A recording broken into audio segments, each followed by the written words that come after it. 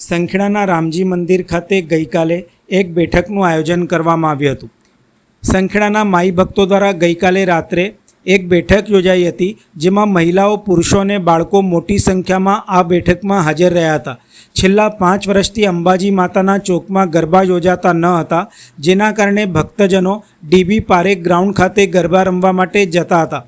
પરંતુ ગઈકાલે રાત્રે યોજાયેલી બેઠકમાં સર્વાનુમતે નક્કી કરાયું હતું કે આ વર્ષે અંબાજી માતાના ચોકમાં જ માતાજીના આશીર્વાદ સાથે ભવ્ય ગરબા મહોત્સવ યોજાશે। મહિલાઓ અને ભક્તોએ તો પ્રતિજ્ઞા પણ લીધી હતી કે હવે આ વર્ષે ચોકમાં જ ગરબા રમાશે।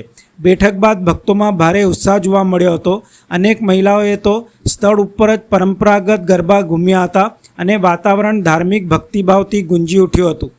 સંખેડાના ભક્તો માની રહ્યા છે કે માતા જ્યાં બેઠી છે ત્યાં જ ગરબાની સાચી રોનક છે અને આ વર્ષે ચોકમાં યોજાનારા ગરબા સ્થાનિકોમાં એક વિશેષ આનંદ અને ઉત્સાહનું કારણ બની રહેશે।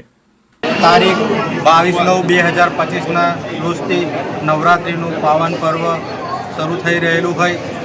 સંખેડા અંબા માતાના મંદિરથી વર્ષોથી ગરબા થઈ રહ્યા હતા, પરંતુ કેટલાક કારણોસર ગરબા બંધ થઈ ગયેલા હતા। પરંતુ આજ વખતે ગામના તમામ ભાઈઓ, હિન્દુ મુસ્લિમ તમામ ભાઈઓ ભેગા મળી અને આ પાવન પર્વને ઉજવવા માટે આજે ભેગા થયેલા છે અને બધાને સાથ સહકારથી આ પાવન પર્વમાં અમે સફળ રહીશું એવી આશા રાખીએ। શું નામ? સંજય પરમાર।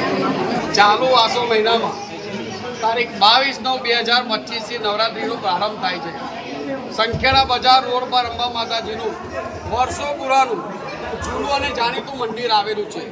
અહીંયા વર્ષોથી ધામધૂમથી નવરાત્રિની ઉજવણી થતી હતી, પરંતુ છેલ્લા 5 વર્ષથી ડીબી પારેખ તરફ ગરબાનો પ્રોગ્રામ થવાથી ગામની પબ્લિક ત્યાં વળી જતા સંખેડા મંદિર વિખૂટું પડી ગયું હતું। પણ ચાલુ સાલે ગામની તમામ પબ્લિક તથા સ્ત્રી પુરુષ દરેક ભેગા થઈ આજે મિટિંગનું આયોજન કરેલું છે। એમાં નક્કી કરેલું છે ગરબા માટે એક જ ચાલે, ગરબા માટે એક જ ચાલે।